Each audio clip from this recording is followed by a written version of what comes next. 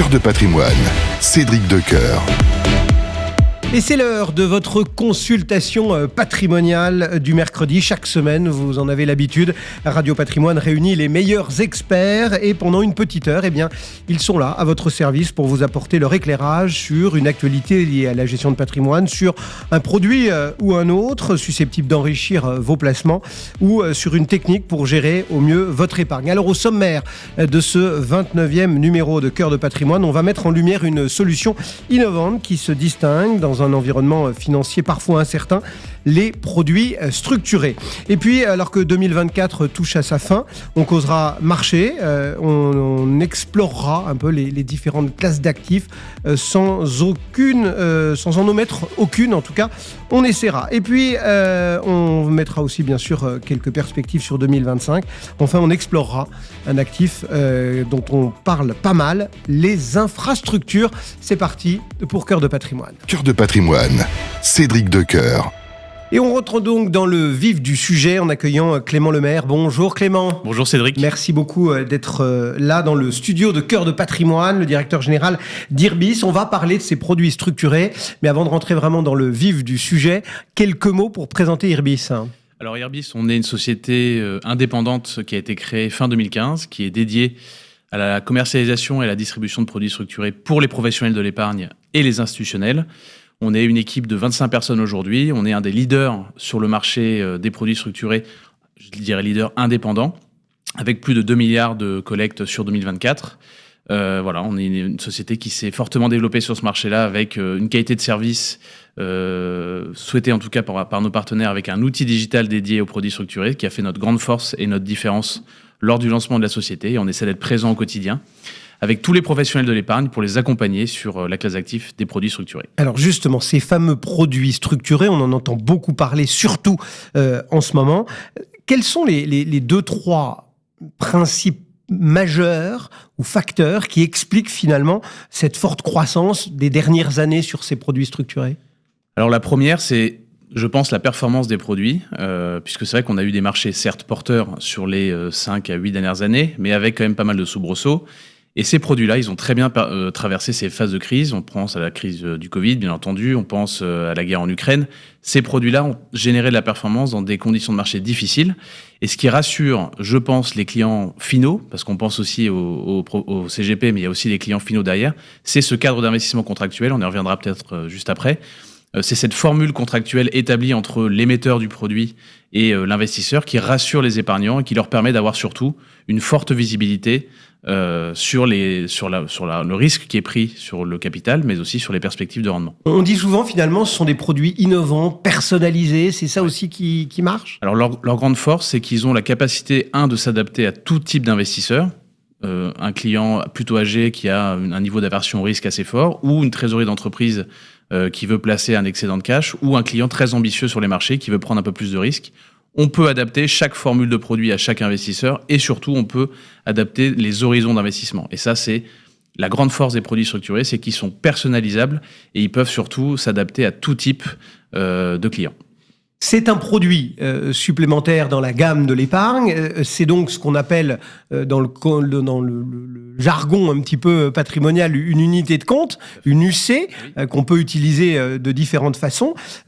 Les UC, comme on dit, traditionnelles, on a vu que parfois elles souffraient un petit peu. Enfin voilà, on a vu par exemple les SCPI qui avaient quelques difficultés qui interrogeaient. On a vu certaines et pas vraiment ces produits structurés, on le disait, qui ont connu plutôt une histoire assez florissante ces derniers temps en termes de rendement, notamment, en dépassant souvent en rendement moyen les 6%. Comment ils y parviennent ? Comment on fabrique finalement une performance comme ça ? C'est assez simple. La base du produit structuré, c'est qu'il peut être lancé à tout moment. Par exemple, chez Irbis, on lance plus de 600 produits par an, ce qui est significatif. Ça fait plusieurs par jour, techniquement. Et en fait, un produit structuré va pouvoir être lancé dans un bon momentum de marché et donc augmenter ses chances de performer forcément ou de déclencher sa promesse de remboursement anticipé lorsqu'il est lancé au bon moment. Parce qu'en fait, on chope, j'allais dire... Ouais, le point d'entrée. On travaille exactement, on se dit, tiens, là, il y a une opportunité, on la saisit. Exactement.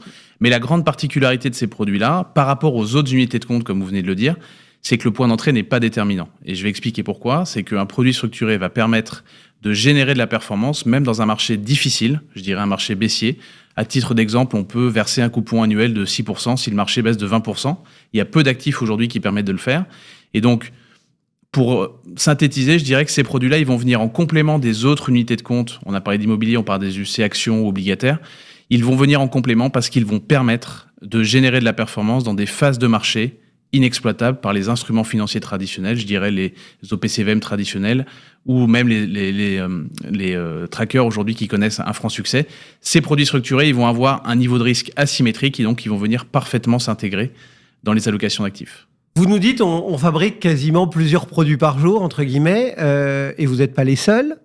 Ça veut dire qu'il y a une diversification énorme de ce produit structuré. En fait, il n'y a pas un, il y a une myriade de produits structurés. C'est ça, c'est aussi ça qui permet que chacun trouve chaussure à son pied, que ça apporte un avantage à l'investisseur ? Tout à fait. Vous avez des produits, par exemple, qui sont mutualisés pour un grand nombre d'investisseurs, notamment pour les clients qui ont une surface financière un peu plus petite. Ils vont avoir accès à certains produits qui sont mutualisés.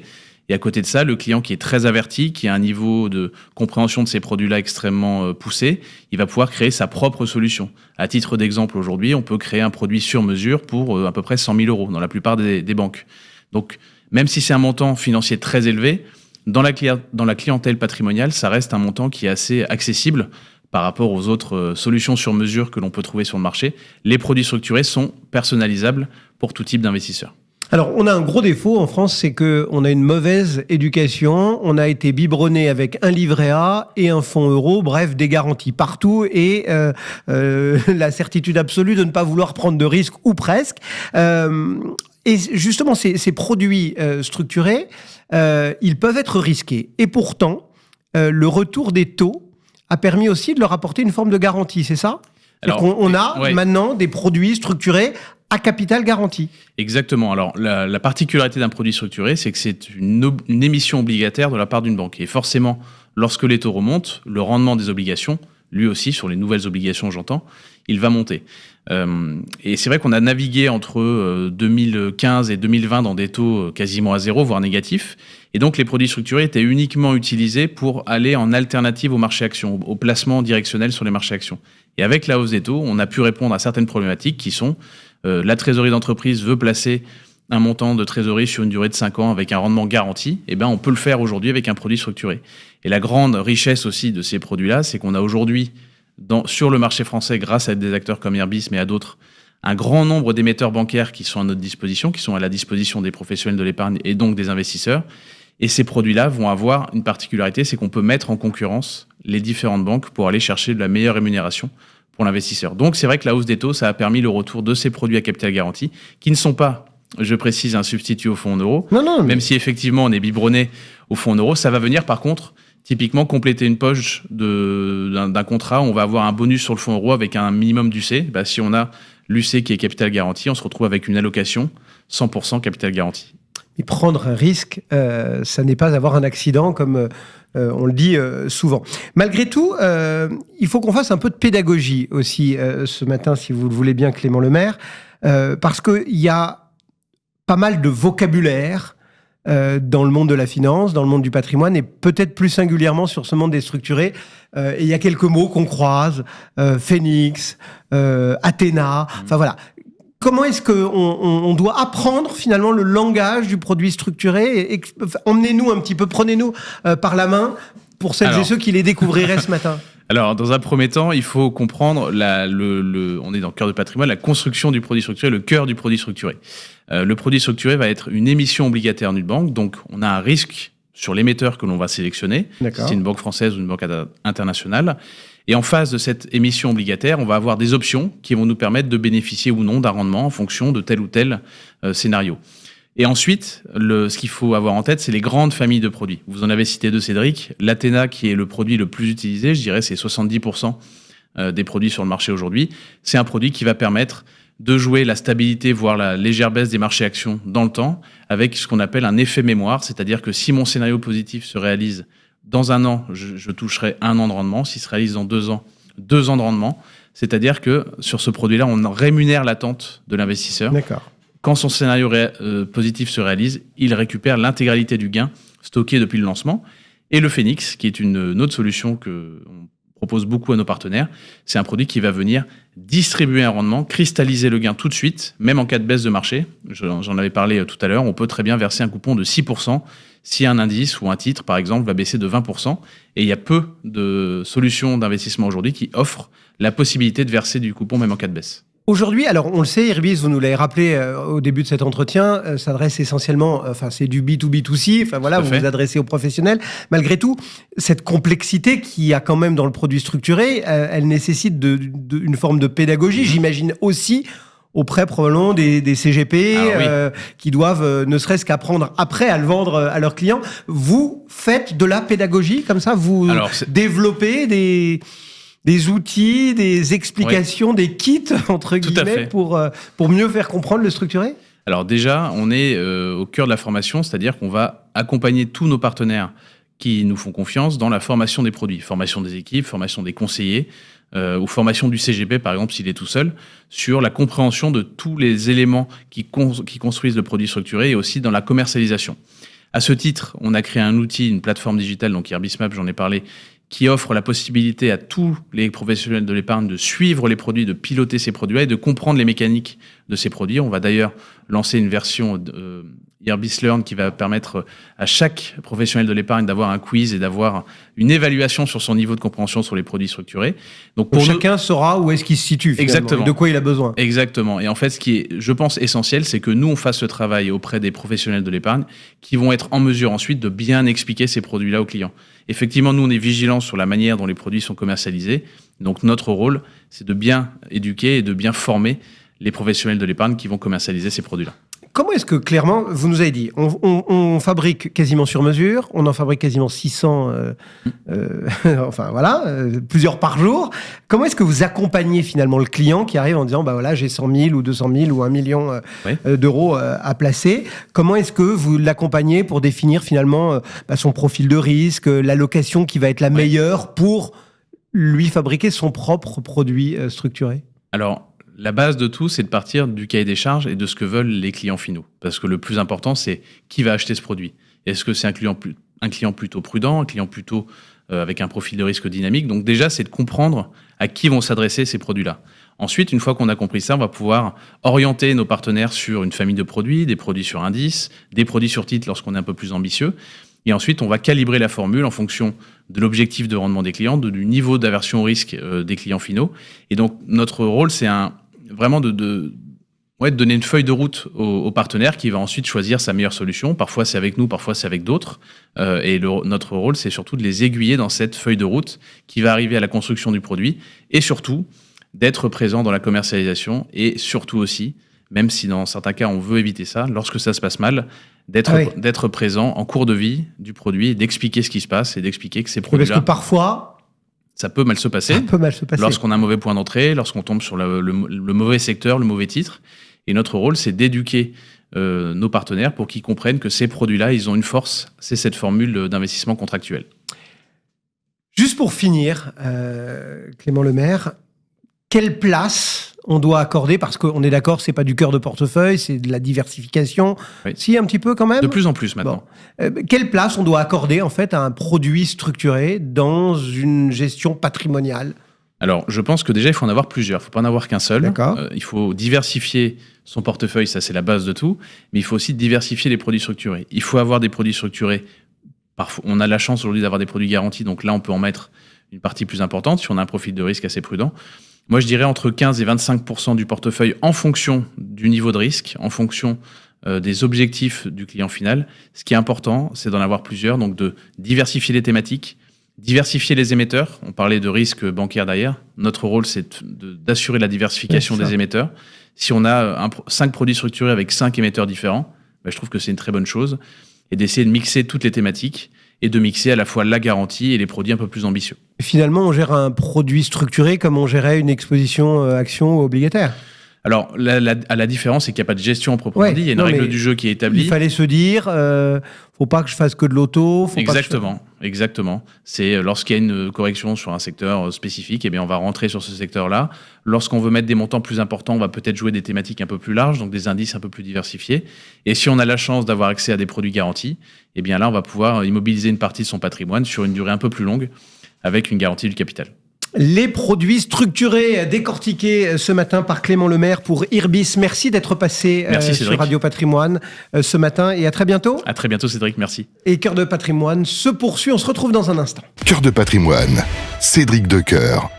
Et on poursuit bien évidemment notre voyage au cœur de votre patrimoine et on accueille ce matin Antoine Andréani. Bonjour. Bonjour Cédric. Pour XTB France et on va profiter de cette fin d'année. On va commencer à tirer quelques bilans et à ouvrir peut-être quelques perspectives. Déjà, voir un petit peu comment vous regardez, comment vous analysez les performances 2024. Eh bien, on a le S&P 500 qui surperforme largement le CAC 40, 25%, alors que le CAC 40 est en négatif, moins 3% à ce jour. C'est un marché qui est toujours le même depuis 2009. On est dans un marché aussi très fort, très résilient, qui n'a peur de rien, qui se sert de prétexte pour acheter la bourse dès qu'il en a l'opportunité. Et donc très résilient parce qu'il a traversé toutes sortes d'événements absolument... qui aurait causé sa perte avant 2009-2008. Donc on a tout eu, je ne vais pas tout vous refaire. On a eu la pandémie, l'équivalent d'une troisième guerre mondiale économique synchronisée partout. On a une hausse des taux, de l'hyperinflation. Et donc ce marché est très fort et il est soutenu par 3 moteurs, grosso modo. Premier moteur, c'est le thème de l'intelligence artificielle qui a lancé Nvidia au zénith. Nvidia qui est à présent à 3700 milliards de capitalisation. Et donc ce moteur est très puissant depuis octobre 2023 et donc voilà, chaque année pourrait être un petit peu la même. Deuxième moteur, c'est la confiance qu'ont les investisseurs dans la politique des banquiers centraux, notamment de Powell. Donc voilà, les banquiers centraux, ils accompagnent une inflation qui est déclinante, qui diminue. Et le troisième moteur, on n'en parle pas souvent, ce sont toujours les poches de liquidités qui ont été insérées, injectées pendant la pandémie. Donc, il y avait 9 000 milliards d'injectés. Il y en a peut-être un tiers qui continuent de se promener et donc qui sont partis se loger dans Nvidia notamment. Quand on vous écoute, on a l'impression effectivement qu'il y a des forces dingues sur ces marchés. Oui. Et que, effectivement, ils ont tout vu. Aujourd'hui, qu'est-ce qui pourrait encore influencer les indices de nature à changer peut-être un peu la donne ou pas? Il y a quelque chose où on se dit finalement, ce marché, tout ce que vous venez de décrire, il forge le marché pour encore des mois ou des années. On a basculé un petit peu dans un autre monde en 2009, quand les banquiers centraux ont pris la main et qu'ils ont décidé d'injecter quoi qu'il en coûte. Draghi l'avait dit en 2012, je crois, quoi qu'il en coûte, whatever it takes. Donc il y a un espèce de put sur les marchés qui semble, a priori aujourd'hui, indéfini, éternel. Et donc les investisseurs ont une grande confiance dans ces marchés. Également parce qu'ils savent que voilà, les devises ne cesseront de baisser. Donc ils achètent de l'or, ils achètent des actions. On est dans ce qu'on appelle un boom inflationniste. On est dans une période de croissance forte et d'inflation forte. Je prends vraiment le long terme, je recule beaucoup. Je parle au niveau de décennies, quoi. Oui. Et dans cet environnement-là, les investisseurs vont privilégier les actions. Les actions vont surperformer l'or. Et l'or va surperformer le dollar. Donc, ils vont automatiquement s'orienter vers les actions, les indices et l'or. Alors, vous avez raison de regarder ces marchés sur très longue période et on devrait aussi un peu décoller le nez parfois du guidon et des indices pour prendre un petit peu de hauteur de vue sur les marchés. Malgré tout, si on rezoome un tout petit peu, on a vu que les mouvements de taux, ils avaient un peu drivé aussi tout ça sur 2023, sur 2024. Ça va se poursuivre sur 2025. On sait que du côté de la BCE, certains choix sont faits. Bon, du côté américain, peut-être qu'il y a un soupçon de questionnement du fait de l'élection de Trump et du programme de Trump qui pourrait ramener un petit peu de pression sur les prix. Mais enfin, voilà, vous dites aujourd'hui, c'est le mouvement de taux qui va continuer un petit peu à donner le là ? Alors, il faut suivre les taux obligataires, notamment les taux en général, parce que voilà, les obligations, c'est le marché, entre guillemets, intelligent. Le marché action, il y a rien de plus bête, franchement. Faut pas croire que les traders font des choses intelligentes. Ils font des choses simples qui marchent, mais c'est pas un marché d'intellectuels, en fait. C'est vraiment un marché qui achètent le creux, buy the dip, comme disent les Américains. Donc, pour répondre à votre question, voilà, il va falloir suivre les taux. Il y a les taux à 10 ans obligataires qui sont en train de nous donner une indication en ce moment. Si jamais on casse, je crois que la valeur c'est 4,48 précisément, 4,48%, là, ça pourrait nous donner une indication de quelque chose qui pourrait être un petit peu plus inquiétante, notamment vis-à-vis de l'inflation.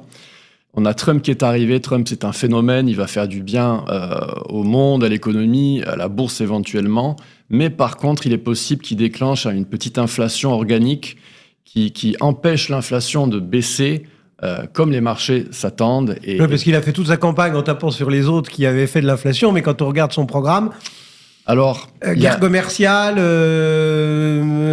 reconduction à la frontière d'immigrés non déclarés, ceci, cela, plus... Enfin voilà, il ne manque pas de raison de gonfler un peu les prix, quoi. Alors en fait, on ne sait pas trop encore ce qui va se passer. C'est-à-dire qu'il y a le risque géopolitique qui devrait être éteint. Donc l'inflation dite géopolitique ne devrait plus exister. Cela dit, elle n'existe pas vraiment parce que les marchés l'ignorent totalement, ce risque géopolitique qui est maximal depuis octobre 2023. Ensuite, il y a l'inflation liée à l'énergie aux États-Unis. Il va relancer la production de pétrole onshore notamment, mais même offshore. Donc on devrait avoir des prix à la pompe qui baisseraient, un prix du baril qui baisserait. Et la grande inconnue, c'est comment va se comporter l'économie vis-à-vis de l'inflation. Est-ce que ça va redonner un petit coup de fouet à l'inflation ? Et dans ce cas-là, pour elle, pourrait être un petit peu les fesses entre deux chaises, avec d'un côté Trump qui lui dit il faut baisser l'inflation, il faut baisser les taux, directeur, et d'un autre côté oui, mais je peux pas, l'inflation ne refuse de baisser, peut-être même qu'elle remonte. Donc ça va être, je pense, un des thèmes de 2025. Comment Powell va réagir ? On sait que Trump va avoir un petit peu plus la main mise sur la Fed. Il veut même créer des lois qui lui permettraient d'éjecter le chairman si besoin. Donc voilà, ça c'est un petit côté suspense pour 2025. Alors justement, quels sont un peu vos scénarios ? Parce que tout le monde bâtit un petit peu sa gamme. Vos scénarios pour 2025, c'est quoi ? Alors, on est dans une tendance haussière très très forte. Là, je parle vraiment même en période haute. C'est un marché vraiment très fort. Donc il ne faut surtout pas le négliger. Sinon, on reste sur la touche. Et ça peut être très, très frustrant d'être sur la touche. Il faut être vraiment très patient, attendre les bonnes corrections. Donc moi, j'ai deux scénarios. Premier scénario, on continue comme en 2024, on continue comme les années précédentes. C'est le scénario qui est à privilégier tant qu'on n'a pas des signaux, des indicateurs qui nous prouvent le contraire. Deuxième scénario, y a un indicateur qui est super intéressant, qui est super simple à comprendre. C'est que dès que la Fed, ou la BCE, mais dès que la Fed débute sa baisse de taux à partir de niveaux de taux directeur assez élevés, 5-6%, dès qu'elle la débute, en fait, cette baisse, eh bien, on a un pic dans les actions qui est soit imminent, soit déjà effectif. Et en général... Donc là, il faut commencer à... Il faut regarder cet indicateur. Et en moyenne, dans l'histoire, depuis la crise de 29, on a une durée de vie, en fait, de ce marché qui est de 1 an, 12 mois, et une performance moyenne de 11%. Donc ça, c'est intéressant à savoir. Peut-être que ce marché aussi, il a une durée de vie encore limitée. Autre indicateur intéressant, bon ça c'est un petit peu plus technique, c'est l'inversement de la courbe des taux, donc la différence entre les taux obligataires à 10 ans et à 2 ans, donc c'est un petit peu un différentiel entre le risque long terme et court moyen terme. Eh bien on a cette courbe qui s'est inversée, qui est en train de remonter, et en général quand elle dépasse le seuil des 0,35%, eh bien on a une récession et un marché baissier qui est accompagné de cette récession. Donc voilà des indicateurs intéressants et liés au taux. Ouais. Vous nous avez dit tout à l'heure, parce que voilà pour les scénarios, mais vous nous avez parlé tout à l'heure, par exemple, d'NVIDIA. Aujourd'hui, on reste basé sur tout ce qui est IA, etc. Vous vous dites vraiment les grandes tendances sectorielles. Là, pour le coup, elles vont pas changer. On reste sur ce qui est devenu, j'ai envie de dire, nos grands classiques. Exactement. Donc, on a les 7 magnifiques, par exemple, qui ont pris un poids démesuré dans la bourse, dans le S&P 500. Oui, parce qu'on parle des performances indicielles, mais si on enlève les 7 magnifiques, exactement, comme vous dites, c'est un marché pas grand-chose. Qui est complètement concentré dans un petit nombre d'actions. Et donc, les 7 magnifiques, on les connaît, je vous le répète, au cas où. C'est NVIDIA, Apple, Microsoft, Amazon, Google, Tesla, Facebook. Donc, ces 7 magnifiques qui représentent environ un tiers de la capitalisation totale du S&P 500. Le top 2 représente environ 14%. Et donc, c'est des niveaux rarement vus dans l'histoire, souvent à des plus hauts historiques. Et donc, ce marché est dépendant à présent d'NVIDIA. Ce qui s'est passé, c'est absolument extraordinaire.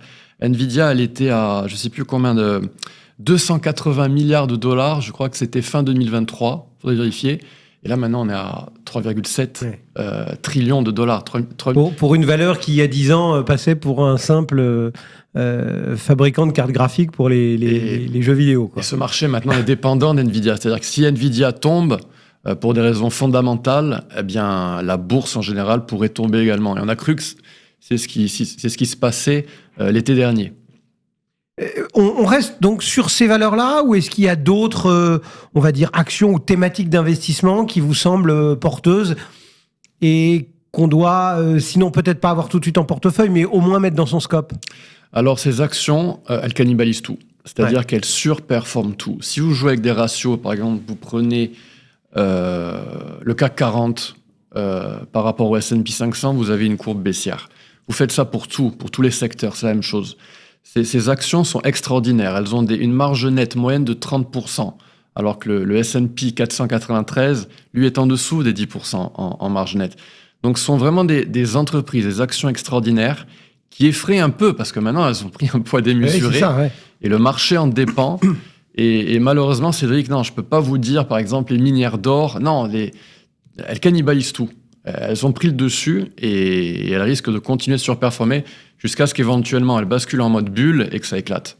Bon, il n'y a pas que le marché action. Il y a d'autres actifs qui font beaucoup parler d'eux, et plus singulièrement, depuis notamment la réélection de Donald Trump, il y a le Bitcoin et les cryptos, mais le Bitcoin plus singulièrement. Vous les regardez comment ? Vous les considérez ? Vous avez des perspectives, un travail particulier sur ces cryptos, sur le Bitcoin plus particulièrement ? Alors, le marché du Bitcoin, techniquement, est devenu quasiment aussi technique que les indices. Donc, vous pouvez l'analyser très facilement, comme vous analysez les indices. Bitcoin, je le suis depuis très longtemps, depuis 2016. Ça fait 1 an et demi que je dis qu'il va aller à 100 000 $. Il est tout proche, là. Il a atteint 98 500. La cible qu'ont les institutionnels, elle est à 136 000 $. Ah oui, 136 000, c'est très précis. Quand je dis ça, c'est que les institutionnels utilisent des logiciels algorithmiques décentralisés, quasiment indépendants. Et bon, moi, je fais ça depuis 10 ans, je les suis, et ils ciblent 136 000 $ très précisément. Il y a une autre cible au-dessus à 180 000, mais on va y aller en douceur. On va d'abord essayer d'atteindre 136 000. Et le Bitcoin est un marché fascinant. On pourrait en parler des heures, mais voilà, la cible est à 136 000. C'est un marché qui a été relancé un petit peu par Trump. Le marché était dans l'attente de quelque chose, il était en correction, il consolidait. Et puis il y a l'élection de Trump qui est arrivée. Donc voilà, c'est un marché, aussi bien pour les actions que pour la crypto, un marché de prétexte. On attend des événements à un niveau de support. Et dès que l'événement est là, dès qu'il y a l'élection, bam, on en profite et on monte. Et donc la première étape, c'était BlackRock qui s'insérait dans Bitcoin. Ouais. Wall Street qui changeait de ton. On se souvient qu'il y a plusieurs années, en 2018, il y a Warren Buffett qui disait que c'était de la morora, Bitcoin. Jamie Dimon de la JP Morgan disait que c'était une fraude, une arnaque. Trump, lui, a changé un petit peu de ton. Wall Street s'est inséré dans les ETF. Et donc voilà, on a eu des planètes alignées pour avoir une dernière phase haussière à la verticale. Et voilà, Bitcoin est quasiment à 100 000 et peut-être qu'il va consolider, faire une petite correction avant d'enclencher une dernière vague haussière pour s'orienter vers les 136 000 $. Voilà donc pour ces cryptos et plus singulièrement pour le Bitcoin. Vous avez dit aussi, vous avez parlé rapidement de l'or tout à l'heure. C'est vrai qu'on a toujours dit l'or, c'est la valeur refuge, entre guillemets, par excellence, etc. Il faut s'y intéresser aujourd'hui. Vous avez une vision particulière sur cette relique barbare, comme disait l'autre ? C'est un actif extrêmement populaire parce que c'est l'actif refuge par excellence, mais c'est en plus un actif, contrairement à ce que beaucoup disent, il performe. C'est-à-dire que vous regardez... Oui, on dit l'or n'a pas de rendement. C'est faux, c'est totalement faux. Surtout depuis 2009. On a basculé dans un autre monde. Donc depuis 2020, je vous le disais tout à l'heure, on est entré dans un monde, un boom inflationniste dans lequel les actions surperforment l'or et l'or surperforme le dollar. Le dollar a baissé de 97% par rapport à l'or depuis que la Fed existe, depuis 1913. Donc quand on dit que l'or ne performe pas, c'est totalement faux. C'est les devises fiat qui chutent en fait. Juste pour terminer, Antoine Andréani, quels sont les risques principaux que vous pensez que l'investisseur, qu'il soit professionnel mais particulier aussi, doit absolument avoir en tête pour l'année 2025 ? Récession. Une récession est possible. Il y a beaucoup d'indicateurs qui nous orientent vers une récession. Ce serait naturel. Et une récession, ça équivaut à minimum 30% de correction. L'autre indicateur qu'il va falloir suivre, c'est évidemment l'inflation. On en a parlé tout à l'heure. Si l'inflation résiste et repart un peu à la hausse, pour X raisons, ça peut toujours être un risque géopolitique, même si le risque géopolitique, je pense, va être éteint par Trump. Faudra surveiller l'inflation parce que voilà, la Fed va être un petit peu piégée. Il y aura des puissances divergentes.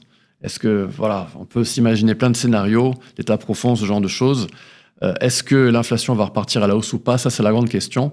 Et les marchés, eux, voilà, je vous l'ai dit tout à l'heure, le deuxième moteur, ça a été la confiance dans les banquiers centraux, l'inflation qui était accompagnée par la Fed. Et si les taux directeurs, Jay Powell ne les baisse plus, il va y avoir de la tension sur les marchés financiers. Merci beaucoup Antoine Andréani, Merci donc, à vous, Cédric. et XTB France dans Cœur de Patrimoine. À très bientôt. À bientôt, au revoir. Cœur de patrimoine, Cédric Decoeur. Et on quitte un petit peu les marchés dans leur ensemble qu'on vient d'évoquer avec XTB en accueillant Gilles Langaigne. Bonjour. Bonjour. Merci d'être avec nous, associé, fondateur d'Infranity. Je le disais en préambule, on va parler d'infrastructure, on va regarder un petit peu cette classe d'actifs, mais d'abord, en quelques mots, présentez-nous Infranity. Oui, alors Infranity, c'est une société de gestion affiliée au groupe Generali qui est spécialisée dans l'investissement en infrastructures durables. Alors, qu'est-ce que ça veut dire concrètement ? On investit dans la transition énergétique avec les énergies renouvelables, dans les transports avec la mobilité décarbonée, notamment les transports ferroviaires. On investit dans la transition digitale à travers les infrastructures de réseaux télécoms, les tours, la fibre, les data centers. Alors, c'est une société qui investit sur les marchés privés, donc en equity et en dette, private equity, private debt. Et puis aujourd'hui, voilà, on fait partie des grands acteurs européens. On a 75 professionnels répartis entre Londres, Paris et New York. Et on gère 11 milliards pour le compte du groupe Generali et d'autres investisseurs institutionnels. Et puis peut-être fait intéressant, on a été un des pionniers à ouvrir la classe d'actifs à une clientèle d'investisseurs particuliers. Et donc on gère aussi des stratégies en partenariat avec le groupe Generali qui se retrouvent dans leur contrat d'assurance vie par exemple. Alors, il va falloir nous dire maintenant pourquoi finalement cet investissement en infrastructure, on a compris dans la durabilité, etc. Pourquoi on en parle autant ? Pourquoi est-ce que maintenant on a l'impression que c'est presque un élément central dans une stratégie patrimoniale des investisseurs ? Ouais, je crois qu'il y a deux raisons. D'abord, c'est une classe d'actifs qui répond à des enjeux de société qui sont forts. On l'a évoqué, la transition énergétique, la transformation numérique de l'économie. Et puis, c'est une classe d'actifs qui a des atouts financiers très forts et donc qui devient un bloc essentiel de la construction d'un portefeuille, à la fois des investisseurs institutionnels, mais aussi pour des investisseurs particuliers. Qu'est-ce que ça apporte ? Ça apporte des rendements stables, réguliers, de long terme. Ça apporte également des rendements qui sont décorrélés d'autres marchés, en particulier les marchés actions. Et puis, comme je le disais, ça permet de donner du sens à son épargne, de financer l'économie réelle. Donc, il y a une certaine forme de proximité avec ces infrastructures. Il y a des tendances lourdes, entre guillemets, qui dominent un petit peu cet investissement, parce que vous nous avez quand même cité énormément, on va dire, de typologies d'infrastructures. Oui, je crois que, vous l'avez compris, aujourd'hui, les deux grands segments qui tirent le marché, c'est la transition énergétique et en même temps, effectivement, les infrastructures digitales. Alors, je vais revenir sur ces deux segments parce que il y a beaucoup de tendances à l'intérieur de ces segments. Dans la transition énergétique, les énergies renouvelables avec le solaire, l'éolien, ça reste des investissements qui sont très importants et qu'on va continuer de faire et les opportunités sont là. Il faut tout de même faire assez attention à la volatilité des prix de l'électricité qu'on a vu ces dernières années. Et donc, c'est très important de bien structurer ces opérations et notamment de contrôler ces risques de volatilité sur le prix de l'électricité, par exemple avec des contrats long terme comme des corporate PPA, donc des industriels qui achètent l'électricité à long terme à prix fixe. On a d'autres secteurs qui émergent, notamment le biogaz, qui est aussi un secteur très intéressant. Et puis le stockage d'électricité. Et aujourd'hui, c'est probablement un secteur qui accélère très fort parce que l'arrivée de renouvelables sur les réseaux électriques, ça crée de l'intermittence, comme vous le savez.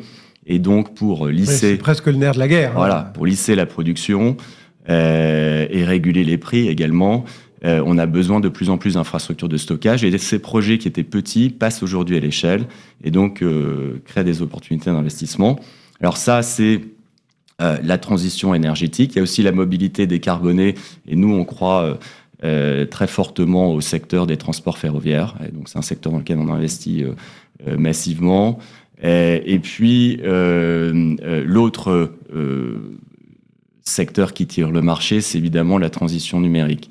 Alors là aussi, il y a différents secteurs. Alors, nous, on investit dans les infrastructures, c'est-à-dire les tours télécoms. Alors c'est un secteur qui offre des revenus très stables parce qu'essentiellement ce sont des opérateurs télécoms qui souhaitent trouver des partenaires financiers pour financer l'expansion de leur réseau tours télécom et en échange de quoi ils s'engagent à utiliser le réseau avec des contrats long terme, donc ça donne une grande stabilité, une grande visibilité sur les revenus. C'est un secteur où il y a eu beaucoup d'opérations qui a peut-être un petit peu ralenti ces dernières années. Il y a le secteur de la fibre. Alors, apporter le très haut débit au territoire, ça c'est un secteur très important. Faut être sélectif sur le secteur de la fibre. On a beaucoup investi en soutien du plan très haut débit français, par exemple, parce que la France est un marché très organisé. Il y a des monopoles de fait qui sont créés à travers des concessions et donc on comprend bien la résilience du business model. Il y a d'autres marchés, par exemple comme l'Angleterre ou l'Allemagne, qui sont un petit peu plus compliqués, sur lesquels on a été plus prudent. Et puis, il y a un dernier secteur dont il faut absolument parler, c'est le secteur des data centers, parce qu'aujourd'hui, c'est le secteur qui croît le plus vite. Évidemment... on a parfois décrié pour leur consommation électrique. Oui, et tout à fait, il faut en parler. Mais pour évidemment donner la tendance de fond, c'est un secteur qui avait une croissance déjà très forte avant la vague intelligence artificielle. Aujourd'hui, cette vague arrive et on voit l'intelligence artificielle, oui, il y a besoin de puces, on parlait de Nvidia, mais il y a aussi besoin de data centers et de connectivité. Donc on voit les besoins croissants. Mais vous avez raison, ce secteur-là, il doit avoir une croissance maîtrisée en termes d'empreinte environnementale. Et donc pour nous, c'est un enjeu très important. Il faut s'assurer qu'il s'approvisionne en électricité verte et qu'il soit efficace. Et d'ailleurs, ce qui est très intéressant, c'est que le secteur télécom et des data centers en particulier rejoint celui de l'énergie parce que c'est une boucle. Il y a besoin de plus en plus d'énergie. Et il y a des risques justement particuliers liés à ces infrastructures vertes, entre guillemets, où on est là dans le risque action et on doit le gérer comme tel. Il y a des risques en infrastructure, on a des risques qui peuvent être d'ordre politique ou réglementaire. On le voit bien, ce sont des secteurs qui ont le soutien des pouvoirs publics et qui parfois ont bénéficié de subventions. Donc il faut faire attention aux business models qui sont subventionnés et bien comprendre ces enjeux-là. Il faut savoir diversifier son portefeuille, ne pas être trop concentré sur un type de technologie, un marché, un type de subvention. Je pense que c'est important. Et puis l'autre risque sur ce marché, c'est le risque de volatilité dont je parlais. Et donc là, l'infrastructure, finalement, on a l'opportunité de vraiment structurer nos opérations, comme je le disais, donc passer des risques à des contreparties qui sont peut-être plus à même de les gérer, ou rentrer dans des contrats long terme, comme je le disais, notamment des contrats d'achat à long terme d'électricité. Mais lorsqu'on investit avec ces idées-là, maintenant on le sait, on a du rendement, enfin voilà, vous l'avez rappelé, mais est-ce qu'on a un vrai impact, on va dire, en fait, en clair, est-ce que cet investissement en infrastructure, il contribue vraiment à la transition énergétique, au développement durable ? Complètement. Moi, je crois qu'on fait partie, en tout cas, des acteurs qui pensent que la finance durable, ça fait partie des leviers pour faire cette transformation. Je crois que la notion d'impact, elle est intéressante parce qu'elle a évolué. Je crois qu'aujourd'hui, on reconnaît que l'impact, pour qu'elle soit significative, il faut la mettre à l'échelle. C'est pas quelque chose de niche, en fait, de faire de l'impact. Et donc, il y a besoin de moyens très importants pour mettre à l'échelle des technologies existantes. Alors, vous l'avez compris, moi, je suis pas un investisseur en clean tech, donc on prend pas des risques technologiques, etc. Mais ces technologies qui sont éprouvées, il faut les mettre à l'échelle. Il y a besoin de capitaux très importants.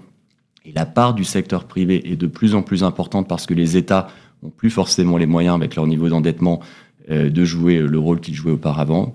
Donc ça, c'est fondamental. Et donc, oui, je crois qu'on a la possibilité d'avoir des impacts, surtout quand on est un investisseur qui apporte une grande partie de la structure de capital dans le long terme.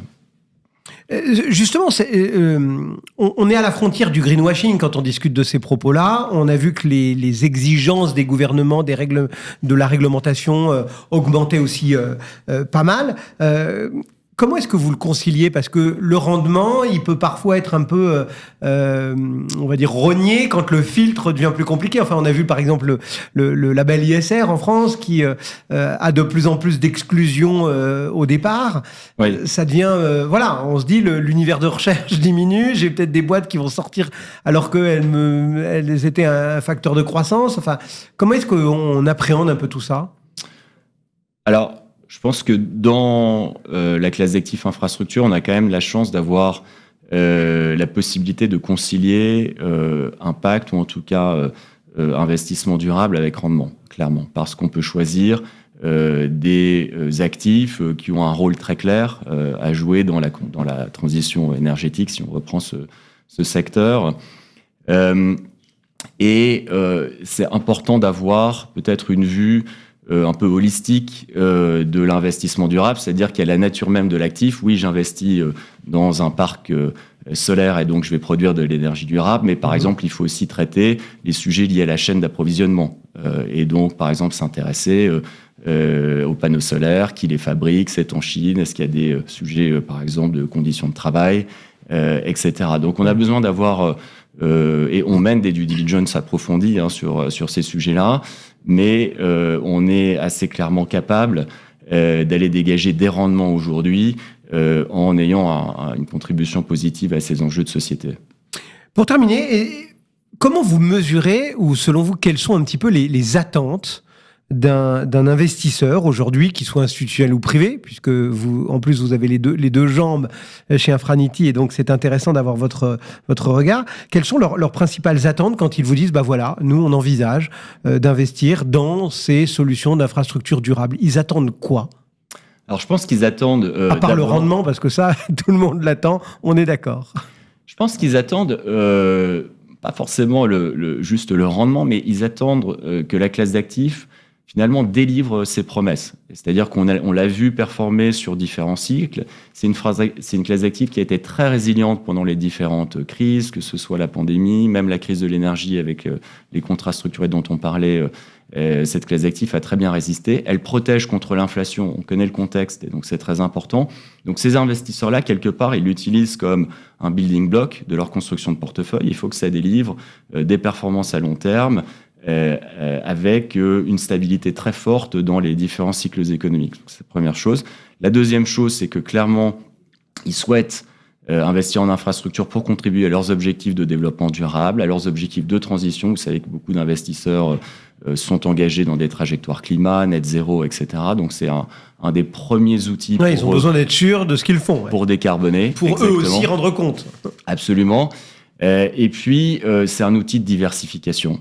Très important pour eux de pouvoir diversifier leur portefeuille avec cette classe d'actifs et donc la décorrélation avec ces marchés. Et donc c'est pour ça que nous on aime bien offrir des stratégies assez pures, c'est-à-dire vraiment marché privé, soit en dette, soit en equity, et pas forcément les mixer avec d'autres classes d'actifs plus liquides.